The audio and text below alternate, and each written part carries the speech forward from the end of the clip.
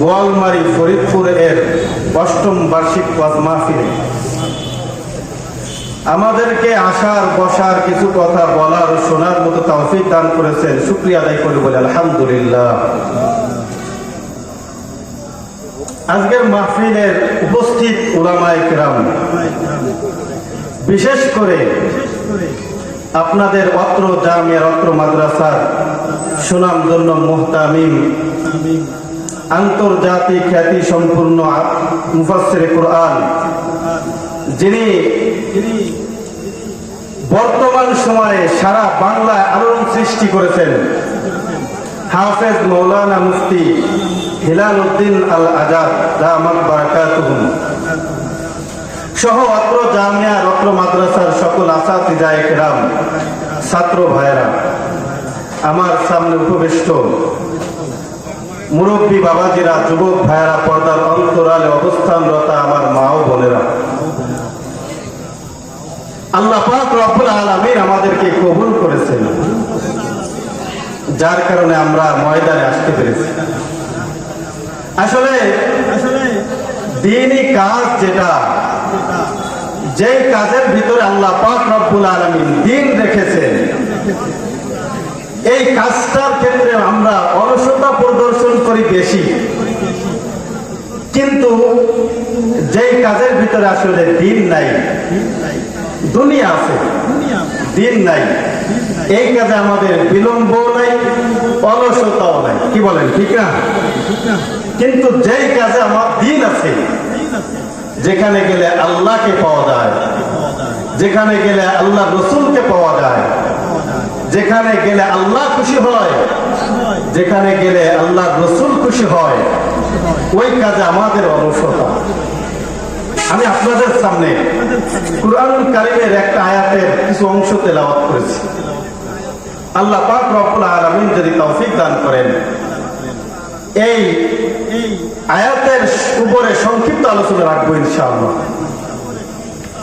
আমি যে আয়াতটা তেলাওয়াত করেছি, এই আয়াতের ভিতরে আল্লাহ পাক রব্বুল আলামিন বলেন, আয়াতের শাব্দিক তরজমা হলো লাকাদ কানা লাকুম, অবশ্যই তোমাদের জন্য রয়েছে, ফি রাসূলিল্লাহি, আল্লাহর রাসূলের ভিতরে, উসওয়াতুন হাসানা, উত্তম আদর্শ। কি আদর্শ বলেন? আল্লাহ পাক রব্বুল আলামিন এই উসওয়াতুন শব্দটাকে কুরআনুল কারীমের ভিতরে মাত্র 3 জায়গায় ব্যবহার করেছেন। 2 জায়গায় ব্যবহার করেছেন আমার আল্লাহ আমাদের জাতির পিতা হযরত আদম হযরত ইব্রাহিম আলাইহিস সালাতু ওয়াস সালামের ব্যাপারে। কেন? কারণ জাতির পিতা ইব্রাহিম আলাইহিস সালাতু ওয়াস সালামের ভিতরে আল্লাহ পাক রব্বুল আলামিন উত্তম আদর্শ রেখেছিলেন, যেই আদর্শকে কিয়ামত পর্যন্ত যত জাতি, যত মানুষ আসবে, সকলেই ফলো করবে। এরপরে উত্তম আদর্শ রেখেছেন আমাদের প্রিয় নবী জনাবে মুহাম্মদুর রাসূলুল্লাহ সাল্লাল্লাহু আলাইহি ওয়াসাল্লামের ভিতরে। কেন? কারণ আল্লাহ পাক রব্বুল আলামিন আমাদের নবীর মাধ্যমে এই পৃথিবীতে নবীদের আগমনকে শেষ করে দিয়েছেন। আমাদের নবীর পরে এই পৃথিবীতে আর কোন নবী আগমন করবে না, সর্বশেষ নবী। তার মানে কিয়ামত পর্যন্ত যত মানুষ এই পৃথিবীতে আসবে, প্রত্যেকটা মানুষের জন্য পরিপূর্ণ আদর্শ, উত্তম আদর্শ, উত্তম গুণাবলী আল্লাহ পাক রব্বুল আলামিন আমাদের নবীর ভিতরে রেখে দিয়েছেন। বলেন সুবহানাল্লাহ। উসওয়াতুন শব্দের অর্থ হলো পরিপূর্ণ আদর্শ। আপনি যে সাইডে যাবেন, সেই সাইডের আদর্শ আমার আপনার নবীর ভিতরে আছে, আলহামদুলিল্লাহ। আপনি রাজনৈতিক ময়দানে যাবেন, আমাদের নবীর ভিতরে আল্লাহ পাক রব্বুল আলামিন উত্তম আদর্শ রেখেছেন। কারণ আল্লাহ নবী সাল্লাল্লাহু আলাইহি ওয়াসাল্লাম 10 বছর রাষ্ট্রপ্রধান ছিলেন। কেমন রাষ্ট্রপ্রধান ছিলেন? যেই রাষ্ট্রের ভিতরে ইহুদিরাও বসবাস করত, যেই রাষ্ট্রের ভিতরে খ্রিস্টানরাও বসবাস করত, যেই রাষ্ট্রের ভিতরে মুশরিকরাও বসবাস করত, যেই রাষ্ট্রের ভিতরে কাফেররাও বসবাস করত, যেই রাষ্ট্রের ভিতরে মুসলমানরাও বসবাস করত, কেউ কোনোদিনও আমার নবীর দ্বারা আঘাতপ্রাপ্ত হয়নি। আসেন, আমার নবী স্বামী হিসেবে উত্তম আদর্শ। আমার নবী কোনদিন স্ত্রীদের উপরে জুলুম করেন নাই। আমার নবী স্ত্রীদেরকে সহযোগিতা করেছেন। আম্মা জান আয়েশা সিদ্দিকা রাদিয়াল্লাহু তাআলা আনহা বলেন যে আল্লাহর নবী সাল্লাল্লাহু আলাইহি ওয়াসাল্লাম আমাদের ঘরের কাজে আমাদেরকে সহযোগিতা করতেন। একই পাত্রে আমরা একসাথে গোসল করতাম। আল্লাহর নবী সাল্লাল্লাহু আলাইহি ওয়াসাল্লাম এইগুলো কেন করতেন? স্ত্রীদের মন জয় করার জন্য। আসেন, পিতা হিসেবে দেখবেন আল্লাহ পাক রব্বুল আলামিন আমাদের নবীর ভিতরে উত্তম আদর্শ রেখেছেন। পিতা হিসেবে আমাদের নবী সর্বশ্রেষ্ঠ পিতা ছিলেন।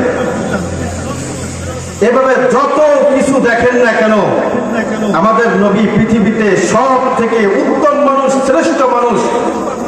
পীরের দিক থেকে দেখবেন আমাদের নবী ছিলেন সব থেকে বড় পীর।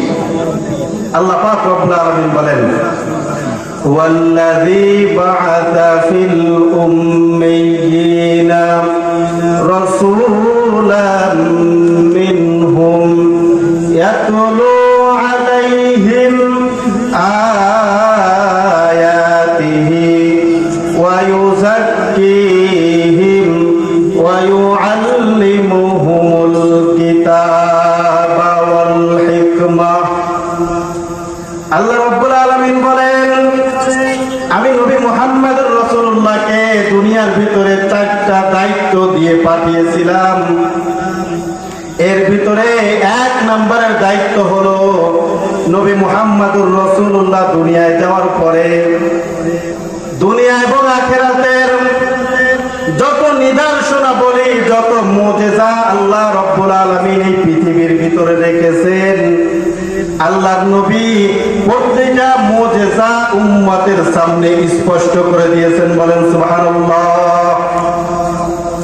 ইয়াতলু আলাইহিম আয়াতিহি। আল্লাহ বলেন, আমার হাবিব তোমাদেরকে আমার নিদর্শনাবলী, আমার মুজিজা চোখে আঙ্গুল দিয়ে দেখিয়ে দিবেন। আল্লাহর নবী যে নবী, এটা আমাদের বিশ্বাস করা লাগবে না? কি বলেন? এখন বিশ্বাস করতে হলে তো প্রমাণ লাগবে। আবু জেহেল ডাক দিয়ে বলে, ভাতিজা তুমি যে নবী, তোমাকে যে নবী মানবো, কিছু নিদর্শন তো দেখাও যে তোমাকে নবী বলে মানবো। বলে, চাচা যান, কি নিদর্শন দেখাবো? বলে, এই যে চাঁদ দেখতেছো, এই চাঁদটাকে 2 খণ্ড করো। যদি করতে পারো তাহলে আমি বিশ্বাস করব তুমি আল্লাহ পাকের নবী। আল্লাহ নবী সাল্লাল্লাহু আলাইহি ওয়াসাল্লাম হাত দিয়ে ইশারা করলেন, চাঁদ 2 খণ্ড হয়ে 2 দিকে চলে গেল। বলেন সুবহানাল্লাহ। এর থেকে বড় মুজিজা আর কি দরকার?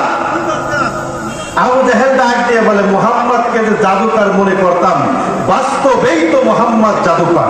নাউযুবিল্লাহি মিন যালিক। আমাদের নবী, প্রিয় নবী জনাবে মুহাম্মদুর রাসূলুল্লাহকে কাফেররা এত বিশ্বাস করত, ঈমান যদিও গ্রহণ করে নাই কিন্তু কাফেররা বড় বিশ্বাস করত। আবু জেহেল জানতো মুহাম্মদ হক, আবু জেহেল জানতো মুহাম্মদ সঠিক, তার ধর্ম সঠিক। এরপরও আবু জেহেল ইসলাম গ্রহণ করে না কেন? তার কারণ হলো আবু জেহেল চিন্তা করে, আমি যদি মুহাম্মাদের ধর্ম গ্রহণ করি, আমি যদি ইসলাম গ্রহণ করি, তাহলে আমার জাতির লোকেরা, আমার গোত্রের লোকেরা আমাকে কাপুরুষ বলবে, ভীরু বলবে। এই কারণে আমি আবু জেহেল ইসলাম গ্রহণ করে নাই। বাকি কথা হলো হিদায়াতের চাবিকাঠি আল্লাহ পাক রব্বুল আলামিনের কাছে। আল্লাহর নবী জনাবে মুহাম্মদুর রাসূলুল্লাহ আপন চাচা আবু তালেবের ইন্তেকালের সময় ডাক দিয়ে বলে, চাচা যান, আমি মুহাম্মদুর রাসূলুল্লাহ দুনিয়ার সব মানুষকে জান্নাতে নেওয়ার জন্য এত কষ্ট স্বীকার করতেছি। তাইফের ময়দানে ওগো চাচা যান আমাকে এত মেরেছে, আল্লাহর নবীকে তায়েফবাসী এত মেরেছে, পুরা শরীর দিয়ে, আল্লাহর নবীর পুরা শরীর দিয়ে তাজা রক্ত ঝরতেছে। ঐতিহাসিকগণ ইতিহাসের ভিতরে লেখেন, আল্লাহর নবী জনাবে মুহাম্মদুর রাসূলুল্লাহ সাল্লাল্লাহু আলাইহি ওয়াসাল্লাম যেই দিন তায়েফের ময়দান থেকে মক্কায় ফিরে আসতেছিলেন 1 মাস পরে। কয় মাস পরে বলেন? 1 মাস পরে। আল্লাহর নবী 1 মাস পরে যখন তায়েফের ময়দান থেকে মক্কার দিকে ফিরে আসতেছিলেন, আল্লাহর নবীর ওই ক্ষত স্থান দিয়ে তাজা রক্ত ঝরতেছিল।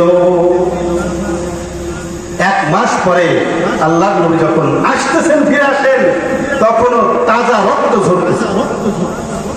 আল্লাহর নবীকে যখন আঘাত করেছে তায়েফের লোকেরা, ফেরেশতারা এসে বলে, আল্লাহর নবী, আল্লাহ রাব্বুল আলামিন আমাকে পাঠিয়েছেন, আপনি যদি অনুমতি দেন তাহলে আমরা পাহাড় দিয়ে চাপা দিয়ে এই তায়েফবাসীদেরকে ধ্বংস করে দিব, একবারের জন্য শুধু আপনি অনুমতি দেন। আল্লাহর নবী জনাবে মুহাম্মদুর রাসূলুল্লাহ ডাক দিয়ে বললেন, ফেরেশতারা শোনো, এই তায়েফবাসী বুঝতে পারে নাই, এই কারণে আমি মুহাম্মদুর রাসূলুল্লাহর গায়ে তারা হাত দিয়েছে, আমি মুহাম্মদুর রাসূলুল্লাহর উপরে তারা আঘাত করেছে। বাস্তবে যদি এরা বুঝতে পারতো তাহলে এরা কোনোদিনও আমি মুহাম্মদুর রাসূলুল্লাহর গায়ে হাত দিত না। সুতরাং তোমাদের কাছে অনুরোধ হলো, তোমরা এই তায়েফবাসীদেরকে ধ্বংস করে দিও না। কেমন নবী দেখেন, চিন্তা করে দেখেন, আমার গায়ে যদি একটা থাপ্পড় কেউ দেয় আমি কি করব তাকে? আর আমার আপনার প্রিয় নবী কি বলতেছেন, হে ভাই ফেরেশতা, আমি জানি তোমরা পাহাড় দিয়ে চাপা দিয়ে এদেরকে ধ্বংস করে দিতে পারবা, কিন্তু আমার এই তায়েফবাসী তো জাহান্নামে চলে যাবে। কত দরদি নবী ছিলেন আমার আপনার। চাচাকে ডাক দিয়ে বলো, গো চাচা, আমি দুনিয়ার সব মানুষকে জান্নাতে নেওয়ার জন্য এত কষ্ট স্বীকার করতেছি, ইন্তেকালের সময় একবারের জন্য শুধু আপনি কালিমাটা পড়ে মারা যান, কাল কিয়ামতের ময়দানে আমি আপনাকে ওয়াদা দিলাম, আপনাকে সুপারিশ করে আমি আল্লাহর জান্নাতে নিয়ে যাব। বলেন সুবহানাল্লাহ। আল্লাহ রাব্বুল আলামিন ডাক দিয়ে বলেন, ইন্নাকা লা তাহদি মান আহবাবতা ওয়ালাকিন্নাল্লাহা ইয়াহদি লিমান ইয়াশা। আল্লাহ রাব্বুল আলামিন ডাক দিয়ে বলেন, ওগো হাবিব, আমি আল্লাহ হিদায়াতের চাবিকাঠি আপনার হাতে রাখি নাই, আমি আল্লাহ হিদায়াতের চাবিকাঠি আমার হাতে রেখে দিয়েছি। আপনি চাইলেই কাউকে হিদায়াত দিতে পারবেন না, কারণ হিদায়াতের মালিক একমাত্র শুধুমাত্র আমি আল্লাহ। অথচ আবু তালেব ইসলামের জন্য কি না করেছে, কাফেররা রাসূলের উপরে আক্রমণ করার জন্য পরিকল্পনা করেছে। আবু তালেব বলে, খবরদার, আমার ভাতিজার উপরে কেউ আক্রমণ করতে পারবে না। সবাইকে বুঝিয়ে সুঝিয়ে পাঠিয়ে দিয়েছে। লাস্টে কুরাইশরা প্রতিনিধি পাঠিয়েছে, এসে বলে, আবু তালেব, হয়তো আপনার ভাতিজাকে বোঝান, সে যেন আমাদের দেব দেবীর নামে বদনাম করা ছেড়ে দেয়, হয়তো আমাদের দেব দেবীর নামে বদনাম গাওয়া ছেড়ে দেবে, অথবা আপনি মাঝখান থেকে সরে যান, আমরা মুহাম্মাদের সাথে যুদ্ধ করব। এই যুদ্ধে হয়তো মুহাম্মদ টিকবে, না হয় আমরা টিকব। দুই দলের যারা টিকবে এই পৃথিবীতে তাদের ধর্ম চলবে, আর কারো ধর্ম চলবে না। আবু তালেব দেখেছে পরিস্থিতি খুবই খারাপ। নবী মুহাম্মদুর রাসূলুল্লাহ সাল্লাল্লাহু আলাইহি ওয়াসাল্লামকে ডাক দিয়ে বলেন, ভাতিজা, এতদিন তো আমি তাদেরকে দূরে রেখেছি, আর সম্ভব না। এখন তুমি কি করবা? আল্লাহর নবী চোখের পানি ছেড়ে দিয়ে বলেন, চাচা, কুরাইশরা যদি আমার এক হাতে চন্দ্র আর এক হাতে সূর্য এনে দেয়, এরপরও আমি মুহাম্মাদুর রাসূলুল্লাহ আল্লাহর দ্বীনের দাওয়াত দিয়া থেকে বিরত থাকবো না। বলেন সুবহানাল্লাহ। আমাদের নবীর নফসটা কেমন ছিল, আদর্শ কেমন ছিল, আমাদের আদর্শ কেমন? আমরা তো 100 টাকা পেলে বিক্রি হয়ে যাই। 100 টাকা যদি আমাকে কেউ দেয়, আমার দিনকে বিক্রি করে দিতে আমি প্রস্তুত আছি। অথচ আমার নবী কি দরকার ছিল? নবী যদি সেই দিন তাদের প্রস্তাব গ্রহণ করে নিতেন, তাহলে মক্কার পুরা রাষ্ট্রের বাদশাহী পেতেন। যদি তাদের দাবি গ্রহণ করে নিতেন, তাহলে মক্কার সব থেকে ধনী হতে পারতেন। মক্কার সব তাদের দাবিগুলো যদি মেনে নিতেন, মক্কার সব থেকে সুন্দরী নারী আল্লাহর নবী বিবাহ করতে পারতেন। তারা আমাদের জন্য এই মার খাওয়ার কি দরকার ছিল?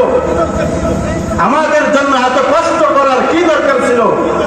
হিরাক্লিয়াস বাদশাহ, হিরাক্লিয়াস রোমের বাদশাহ, বুখারী শরীফের প্রথম দিকে হাদিস, আমি আপনাদেরকে যা বলতেছি সম্পূর্ণ হাদিস থেকে। বুখারী শরীফের বাবু কাইফা কানা বাদরুল ওয়াহি ইলা রাসূলিল্লাহি সাল্লাল্লাহু আলাইহি ওয়াসাল্লাম, এই অধ্যায়ের ভিতরে হাদিস এসেছে, লম্বা একটা হাদিস। বাদশাহ হিরাক্লিয়াস রোমের বাদশাহ, আল্লাহর নবী চিঠি পাঠিয়েছেন হিরাক্লিয়াসকে দ্বীনের দাওয়াত দেওয়ার জন্য। কিসের জন্য বলেন? দ্বীনের দাওয়াত দেওয়ার জন্য। নবীর কাজ তো দাওয়াত দেয়া। আজকে উলামায়ে কেরাম আসবেন, দেখেন হয়তো দোকানে কত মানুষ, মাহফিলের ময়দানে নাই, অথচ এটাকে আল্লাহ পাক রব্বুল আলামিন জান্নাতের বাগিচা বলেছেন। বলেন সুবহানাল্লাহ। এখন বলবেন হুজুর, সব মাহফিলে শুধু আপনারা বলেন এটা জান্নাতের বাগিচা। এটা জান্নাতের বাগিচা যদি হয়, তাহলে মাটিতে কেন? জান্নাতে তো কত নিয়ামত থাকবে, সেগুলো কেন কোথায়? ওইগুলোর জন্যই এইটা, ওইগুলোর প্রস্তুতির জন্য কি বলেন এইটা। মনে করেন একটা দল, কোন একটা রাজনৈতিক দল ঢাকা একটা বড় ধরনের সমাবেশ করবে, একদিনেই কি চলে যায় ঢাকা? নাকি আগে প্রস্তুতিমূলক প্রত্যেক জেলায়, থানায়, ওয়ার্ডে সমাবেশ করে? কি বলেন, প্রস্তুতি সমাবেশ করে না? এগুলো হলো আমাদের আখিরাতের জন্য প্রস্তুতিমূলক সমাবেশ। এখানে যারা আসবে, আল্লাহর কসম, আল্লাহর কসম, আল্লাহর কসম, তারা আল্লাহ পাক রব্বুল আলামিনের জান্নাতে যাবে। বলেন সুবহানাল্লাহ। হুজুর কেমনে বলতেছেন? অনেকে তো নামাজ পড়ে না, আজকে আসবে। অনেকে রোজা রাখেন, আজকে আসবে। অনেকে বিড়ি খায়, আজকে আসবে। অনেকে এই কাজ করে, আজকে আসবে। তাহলে কিভাবে জান্নাতে যাবে? এক মহিলা জিনা করেছে, আল্লাহর নবীর কাছে এসেছে, হুজুর আমি জিনা করেছি। হাদিসের ঘটনা মুসলিম শরীফের ভিতরে হাদিস আছে। রাসূল সাল্লাল্লাহু আলাইহি ওয়াসাল্লাম ঘুরে বসলেন, শুনেননি। আবার সামনে যে বলতেছে, হুজুর আমি জিনা করেছি। আবার রাসূল ঘুরে বসেছেন, হুজুর আমি জিনা করেছি। আবার রাসূল ঘুরে বসেছেন, হুজুর আমি জিনা করেছি। এবার আল্লাহ নবী সাল্লাল্লাহু আলাইহি ওয়াসাল্লাম সাহাবাদেরকে আদেশ দিলেন, যাও একে নিয়ে রজম মেরে হত্যা করে দাও। বলেন সুবহানাল্লাহ। কারণ যারা বিবাহিত পুরুষ, বিবাহিত নারী যদি জিনা করে, তাদের শাস্তি হলো পাথর মেরে হত্যা করা। একে হত্যা করে দাও। ওই মহিলাকে হত্যা করে দেওয়া হয়েছে। হত্যা করার পরে আল্লাহর নবী জানাজা পড়ার জন্য রওনা হয়ে গেছেন। বলেন সুবহানাল্লাহ। জোরে বলেন না সুবহানাল্লাহ। সামনে আরো আকর্ষণ আসতেছে। জানাজা পড়ার জন্য রওনা হয়ে গেছে। ওমর ফারুক রাদিয়াল্লাহু তাআলা আনহু আল্লাহর নবীর হাত ধরে বসেছেন। জানেন তো ওমর ফারুকের মেজাজ সম্পর্কে আপনারা জানেন না? ওমর ফারুক রাদিয়াল্লাহু তাআলা আনহু যেই রাস্তা দিয়ে হাঁটতেন, ওই রাস্তা দিয়ে শয়তান হাঁটতো না। ভয় কি? এত ভয় পেত যে শয়তান ওই রাস্তা দিয়ে হাঁটতো না, হাত ধরে বসছে। আল্লাহর নবী, আপনি এই মহিলা জিনাকারিনী, এর জানাজা পড়ার জন্য যাচ্ছেন। আল্লাহর নবী জনাবে মুহাম্মদুর রাসূলুল্লাহ ডাক দিয়ে বলেন, ওমর শোনো, এই মহিলা যদিও জিনা করেছে, কিন্তু তাকে হত্যা করার আগে, শাস্তি দেওয়ার আগে আল্লাহ রব্বুল আলামিনের কাছে এত পরিমাণে তওবা করেছে। আল্লাহ রব্বুল আলামিনের কাছে তওবা করার কারণে আল্লাহ রব্বুল আলামিন তার তওবাটাকে এমন ভাবে গ্রহণ করেছেন, এই গোটা মদিনা, মক্কা মদিনার মানুষের ভিতরে যদি তার তওবাটাকে ভাগ করে দেওয়া হয়, সবাই জান্নাতি হয়ে যাবে। বলেন সুবহানাল্লাহ। কি করেছে বলেন? জিনাকারিনী মহিলা আল্লাহর কাছে মরার আগে তওবা করেছে। আরেকজন মুসলিম শরীফের আরেকটা হাদিসের ভিতর আছে, একজন জিনাকারিনী মহিলা, সে সারা জীবন জিনা করেছে, জীবনে একটা ভালো কাজ করেছে, সেটা হলো একটা কুকুর পিপাসিত অবস্থায় রাস্তার পাশে কাতরাচ্ছে, মহিলা একটা কাপড় ভিজিয়ে একটু পানি পান করিয়েছে। তার জীবনের সফলতা, তার জীবনের নেক আমলের পরিমাণ হলো এতটুকু যে তাকে পানি পান করিয়েছে। আল্লাহ পাক রব্বুল আলামিন এর বিনিময়ে তাকে জান্নাত দিয়েছেন। বলেন সুবহানাল্লাহ। এই জন্য আমরা নামাজের ভিতরে পড়ি আর রহমানির রহিম। আল্লাহ বলেন, বান্দা আমি দুনিয়ার ভিতরে রহমান, আমি যদি দুনিয়ার ভিতরে রহমান না হতাম, একটা নাফরমান, একটা কাফেরকেও আমি আল্লাহ রব্বুল আলামিন দুনিয়ার ভিতরে এক ফোঁটা পানি পান করতে দিতাম না। কাফের জীবন আল্লাহকে সিজদা দেয় না, তাকে আল্লাহ রিজিক দেয়। রিজিক আমি আপনি মনে করি ধান লাগাইলাম আমি, তাহলে রিজিক তো আমি আনতেছি না, আল্লাহ পাক দেয়। এজন্য আল্লাহ পাক রব্বুল আলামিন আজকে মাহফিলে যারা আসবে এদেরকেও জান্নাত দিতে পারেন কি পারেন না? আল্লাহ রব্বুল আলামিন বাহানা খুঁজবে আমার কোন উম্মতকে কিভাবে ক্ষমা করা যায়। এমনও তো হতে পারে এই মাদ্রাসা